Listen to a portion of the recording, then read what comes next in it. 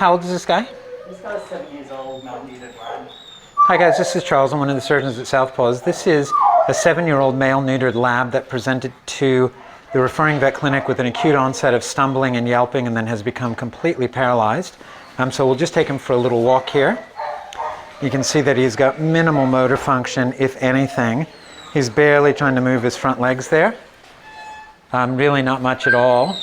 He doesn't have a lot of obvious neck pain that's great, thanks guys, when we manipulate his neck and squeeze it and stuff, but he definitely has some really significant neurologic deficits. So the plan with him today is going to be a CT myelogram and then possible surgery. I would imagine he's got a big cervical disc rupture somewhere in there.